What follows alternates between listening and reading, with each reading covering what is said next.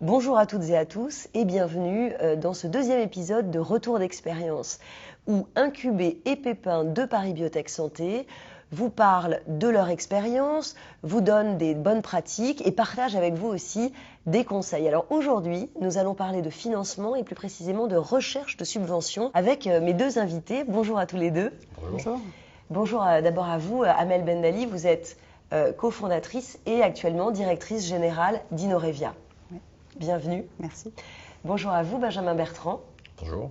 Vous êtes PDG de CardiaWave et vous êtes d'ailleurs actuellement, Benjamin, dans la pépinière de Paris Biotech Santé. Absolument.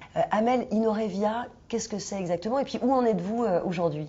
Alors en quelques mots, Inorevia, on développe des instruments et des consommables pour l'analyse biologique. Et on valorise en fait des technologies qui viennent de l'Institut Curie et du CNRS et qui permettent de réduire les volumes d'analyse d'un facteur 100 à 1000, ce qui a énormément d'avantages pour notamment dans la médecine de précision et la biologie de demain.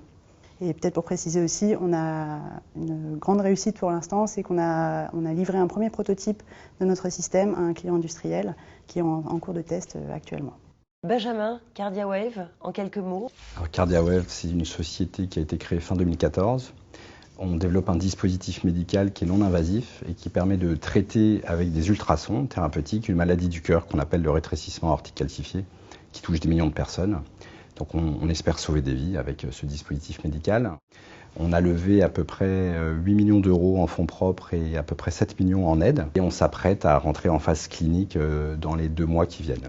Pour aller plus loin, Benjamin, vous avez choisi finalement de partir en quête de financement européen. C'est la BPI qui vous a suggéré de passer les frontières.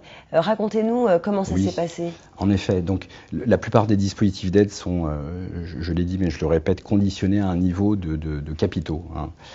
Et donc on était à peu près presque à un ratio de 1 pour 1. Et il y a un certain nombre de dispositifs d'aide au niveau européen notamment qui n'ont pas ces contraintes. Ça, c'est la première chose. Et par ailleurs, on avait effectivement gagné beaucoup de prix. Et donc, fort gentiment, on a été invité à regarder ce qui se passait au niveau européen.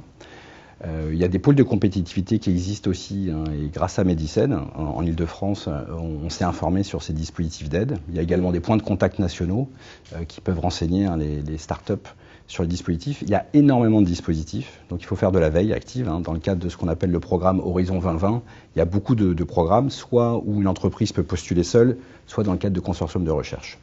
Et nous, par rapport à notre besoin de financement et par rapport à notre stade de développement, en termes de maturité technologique, clairement, il y avait un dispositif qui s'appelle Instrument PME, phase 2, qui correspondait bien à nos besoins et on remplissait les différents critères d'éligibilité du projet. Amel, vous, de votre côté, vous avez visé Innovup, leader PIA. Pourquoi ? Pareil, donc on a fait la veille active, on s'est beaucoup renseigné, notamment grâce à l'équipe à Cochin qui nous accompagne, le pôle de compétitivité de Medicène qui également nous apporte un réseau important. Et en fait, il se trouve qu'on a une seconde technologie, donc un autre portefeuille de brevets qu'on souhaite développer.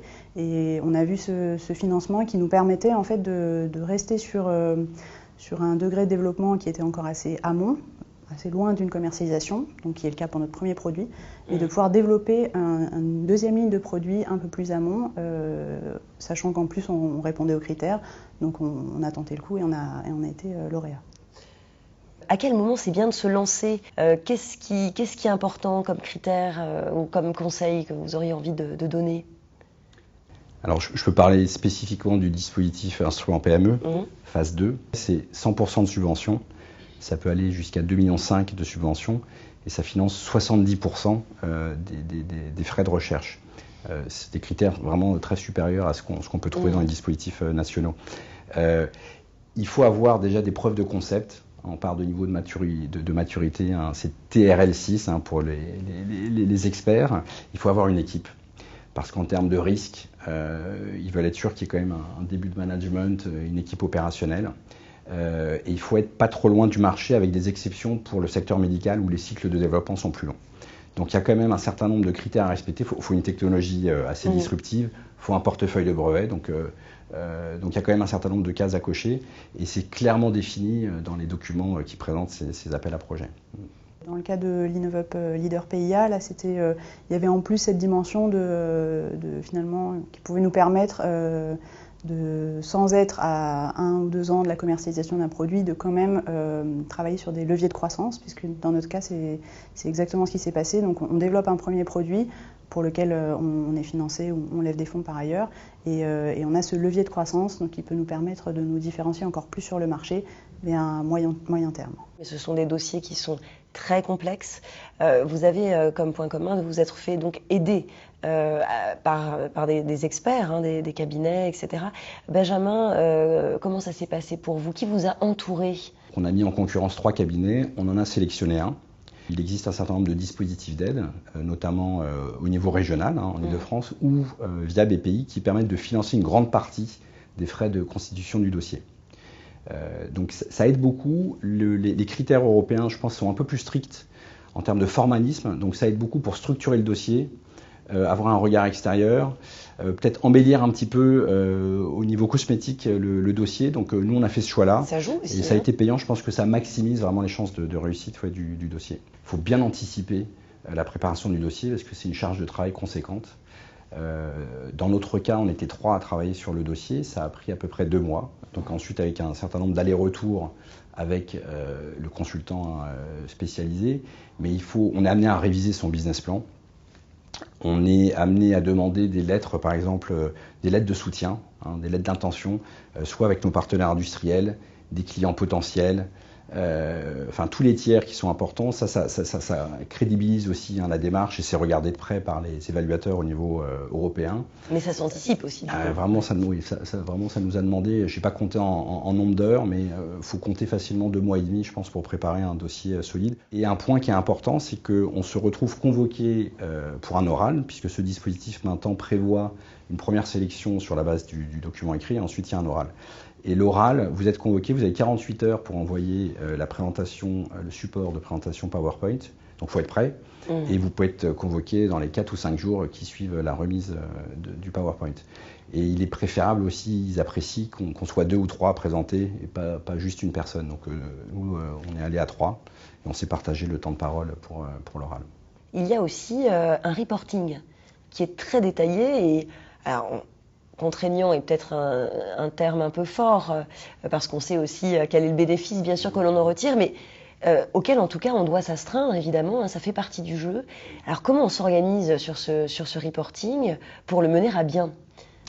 Alors, il n'y a pas trop d'improvisation, puisque dans le programme, on définit précisément les tâches, les objectifs et un certain nombre de livrables. Donc, ça peut être une étude de marché, ça peut être le début d'une étude clinique, ça peut être une première vente. Et donc il y a un certain nombre d'échéances et de livrables qui sont associés. Donc on est obligé à chaque fois de rendre compte des dates données. Il y a des rapports intermédiaires et puis il y a surtout tout le suivi des dépenses. Et la particularité, c'est qu'au niveau européen, ils sont très très vigilants sur le suivi des temps par personne et ça descend jusqu'au niveau des tâches. C'est pas un nombre global de nombre d'heures effectuées sur une année, c'est telle semaine, telle personne a travaillé tant d'heures. Donc on met en place des outils, hein, ça peut être un fichier Excel, et il y a un outil extranet où régulièrement il faut renseigner les informations. Donc nous on le gère en interne avec notre office manager, mais ça demande aussi un petit peu de temps. Amel, 1 ou 2 conseils que vous auriez peut-être aimé d'ailleurs qu'on vous donne? Bien s'entourer, ça c'est valable quel que soit le stade de la société, que ce soit via des structures type incubateur, pépinière ou des pôles de compétitivité. Pour nous, c'est vraiment une manière de effectivement arriver à s'y retrouver dans tous ces guichets de financement, compte tenu de ce qui est attendu, voilà, où est-ce qu'on va. Et aussi régulièrement, nous on a sollicité Benjamin à quelques reprises, prendre un café, un coup de fil, demander un conseil. Ça marche assez bien, une bonne entente et c'est donnant-donnant. Merci à tous les deux d'avoir discuté et partagé votre expérience avec nous. C'est la fin de ce nouveau numéro de Retour d'expérience. On se retrouve très bientôt aux côtés des incubés et des pépins de Paris Biotech Santé.